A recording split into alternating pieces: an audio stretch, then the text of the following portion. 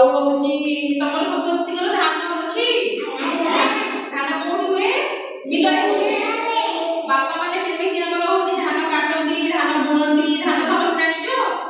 ହଉ ତାହେଲେ ଆମେ ଧାନ ଯୋଉ ଆମର ଫାଷ୍ଟ ମାଟିଟା କୋଉଥିରେ ହାଣିବା ହାଉଡ଼ା କୋଦାଳ ଏମିତି ଏମିତି ହାଣିବା ତାହେଲେ ଜାଣିଛ ଦେଖିଛ କରିପାରିବ ତାପରେ ମାଟିଟା ହାଣିଲା ପରେ ବିଲରେ ତାପରେ କଣ ହୁଏ ଧାନ ବୁଣା ହୁଏ ଏମିତି ଗୋଟେ ଟୋକେଇରେ ନହେଲେ ଗୋଟେ ଜାଗାରେ କରିକିରି ଧାନ କେମିତି ବୁଣା ହୁଏ ଧାନ ବୁଣା ହୁଏ ଏମିତି ଧାନ ବୁଣା ହୁଏ ହେଲା ହଉ ତାପରେ ତାପରେ କଣ ହୁଏ ଧାନ ବୁଣା ହେଇଲା ପରେ ଧାନ ପଡ଼ିଯାଏ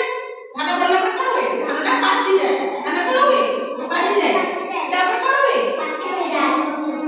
ଧାନ କଟା ହୁଏ କୋଉଥିରେ କଟା ହୁଏ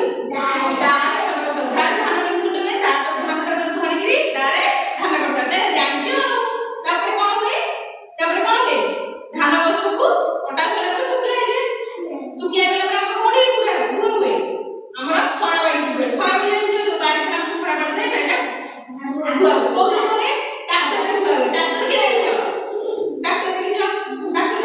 ଟ୍ରାକ୍ଟରରେ ଧୁଆ ହୁଏ ତାପରେ ଆସିଲା ପରେ କଣ ହୁଏ ଧାନ ବାଡ଼ିଆ ହୁଏ କେମିତି ଧରା ହେଇକି ଏମିତି ଧାନ ବାଡ଼ିଆ ହୁଏ ତାହେଲେ ପିଲାମାନେ ସବୁ ଜାଣିଛନ୍ତି ଆଉ ତାହେଲେ ଧାନ କେମିତି ବାଡ଼ିଆ ହୁଏ ଜାଣିଛ ଏବେ କଣ ହେଲା ଆମର ଏବେ ସବୁ କଣ ରୁହ ଆମେ କଣ